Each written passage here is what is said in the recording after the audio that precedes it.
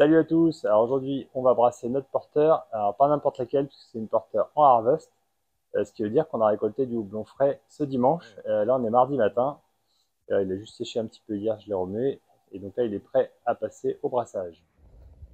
Alors voilà, pour une bonne harvest, on commence par voir si le houblon est mûr. Donc vous reconnaissez ma première brasserie.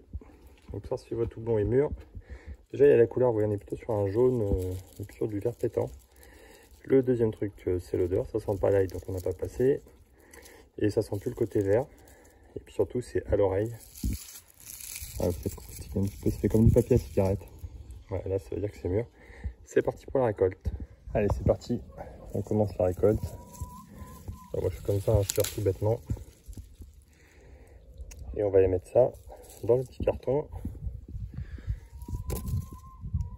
On n'a pas fini quand même.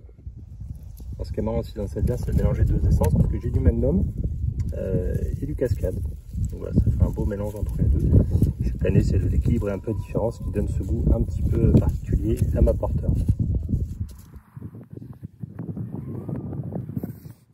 Donc on a profité hier, on avait un petit peu de temps pour préparer le malt simple de base qui est une partie Pilsen et une partie Pale Ale.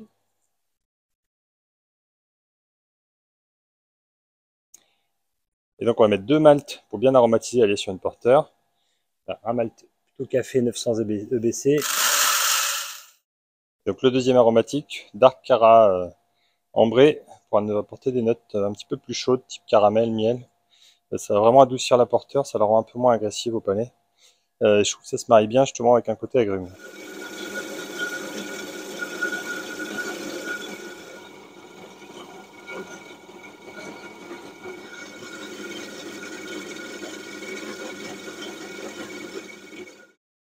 Donc l'eau est à 62 degrés, on va pouvoir empâter. Donc on va mettre l'aromatique d'abord et juste après on va pouvoir mettre le malt de base. Et on va monter tout ça à 67 degrés.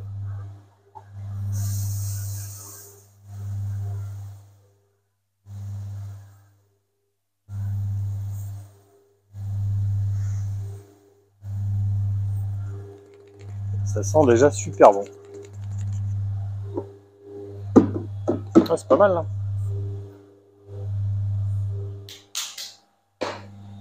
Alors, on ne pouvait pas en mettre beaucoup plus. Alors, on a déjà une belle crème de porteur. Les blocs suffisent de se casser là. C'est l'avantage d'avoir la grille quand même. Depuis que je l'ai enlevé, ça ne casse pas mon grain. C'est un peu moins bien quand même. Alors je vais remettre ça ce soir. Donc on a nos 67 degrés. J'ai coupé le feu et on va laisser tourner 1 heure. Voilà, pour faire un bon empâtage et avoir pas mal de sucre sorti avant de remonter à 75 degrés. Allez, ça fait une bonne heure. Donc c'est une super belle tête. L'empâtage est terminé. Avant de rallumer, je contrôlais une petite température. Normalement, je perds à peu près 1 degré. Donc voilà. Je devrais être à 66 en théorie. Ah, 65,4, on est descendu un petit peu plus. Bon, c'est pas très grave. On va rallumer le feu et on va monter, préparer la recirculation. Elle est déjà super claire, elle est assez granuleuse, donc ça devrait normalement pas trop boucher. On croise les doigts. Alors la circulation est en cours, ça commence à être clair, on va pouvoir lancer le transfert. Et surtout couper, parce qu'on doit être arrivé aux 78 degrés.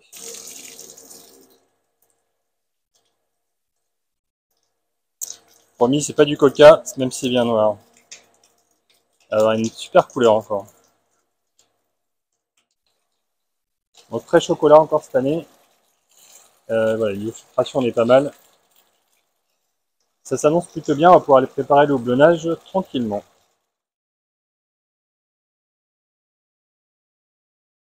Allez, 500 litres qui partent en début.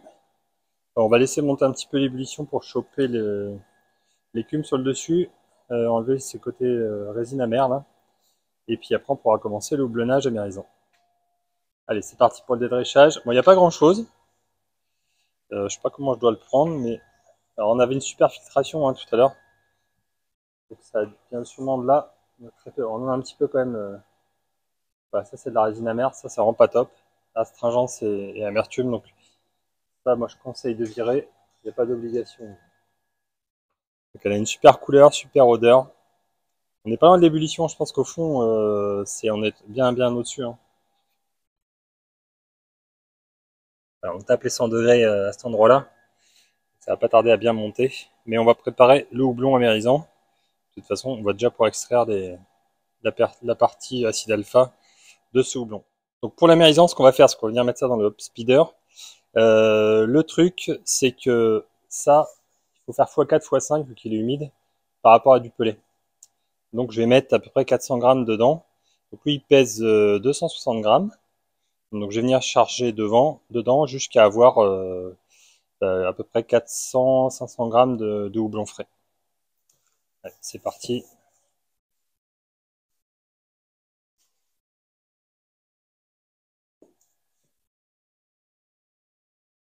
Je me rends pas trop compte ce que ça fait. Bon, il manque quelques chiffres, mais ça fait 510 grammes une fois que c'est taré. Donc on est quasiment plein. Faut faire attention parce qu'on ne connaît pas les acides alpha dedans. Alors j'ai du cascade du Magnum. On va dire qu'au mieux le Magnum il va être à 10%. Le cascade il va être à 4%. Ouais, vous attendez pas à un truc de fou. Donc n'hésitez pas à mettre un petit peu plus. 510 si on divise par 4 on va être à 125. Donc c'est comme si j'avais mis 125 grammes de houblon en pellet, on va dire à 7-8 quoi. On est là-dessus. Allez, c'est parti, on va bien immerger. Alors, le risque, c'est que ça cherche à flotter. Donc, je vais prendre une petite pince.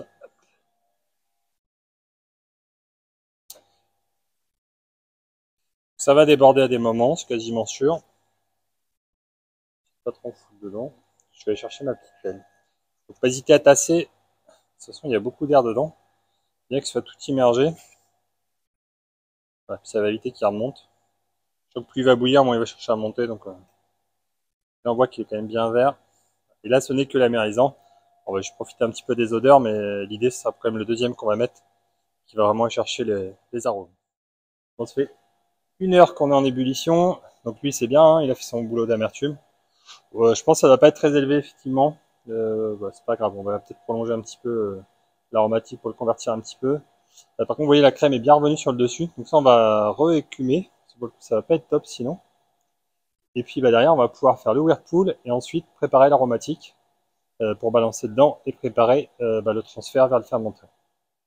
Alors, on enlève ça. Ouais, ça fait vraiment une belle crème. Mais ça, c'est pas top au final, donc on enlève. Allez, c'est parti pour 20 minutes de whirlpool. Ça, on va laisser travailler, avoir un beau dépôt au fond. Hop, et on continue à laisser infuser. On va aller préparer du coup le houblon aromatique et préparer le transfert. Il faut faire les deux assez courts pour ne pas les fusiller toutes les saveurs et garder les huiles essentielles. Ça aille plutôt en fermenteur.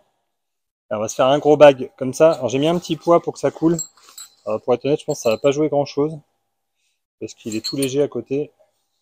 Mais bon, c'est pas très grave, quand il va être mouillé, ce sera un peu mieux. On va bien bourrer le sac. Donc là, le charme de cette bière, c'est quand même de ne pas savoir combien de kilos on va mettre. On va tout mettre. Alors je pense que j'avais récolté 5-6 kilos. Donc on va tout mettre. On a déjà mis 500 grammes. Et puis on verra bien ce que ça va faire. Mais niveau aromatique, on est quand même pas mal, très agrumes, plus que les autres années, encore une fois. Ça va être assez sympa. Alors, on est parti pour le houblonnage. Alors ça m'étonnerait que ça coule. Bon, je pense que voilà, c'était un peu ce que je craignais. Je vais juste mettre mes pinces. Et après, on va aller venir l'arroser doucement pour qu'il soit complètement immergé. Parce que ça demande qu'à flotter ce saleté. Donc on va bien l'immerger petit à petit et prendre le temps de faire ça. Alors, on va essayer de faire un peu d'arrosage comme ça. On va essayer de le faire couler. Ah, ça va être pas trop mal. Et oui, ça va être un peu rock'n'roll, je pense, mais bon, c'est ce qui fait le charme hein, de cette bière. Donc là, il y a notre houblon qui a cuit pendant une bonne heure. Donc carrément, la chlorophylle complètement dégagée. Donc celui qui est en train d'infuser tranquillement.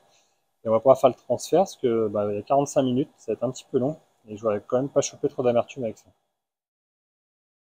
Le transfert est en cours. Du coup, de temps en temps, un petit coup d'infusion. Bon, du coup, ça a lâché. On a mis partout. C'est mieux pour le houblonnage finalement. Voilà, du coup, on remet avec la petite spatule. Juste pour pas que ça finisse trop dans l'échangeur à plaques, sinon c'est galère à nettoyer. Mais c'est pas plus mal pour le houblonnage. Alors, retour à la normale, c'est tout propre. On va enlever les 2-3 derniers. Ça aura l'intérêt, oui, ça sera bien infusé du coup.